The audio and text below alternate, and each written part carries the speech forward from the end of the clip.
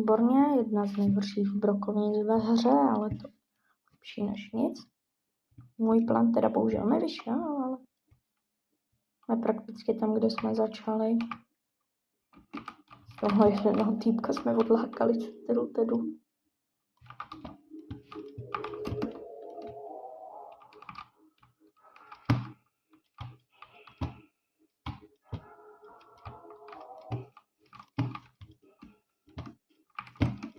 No, výborně, tak káka.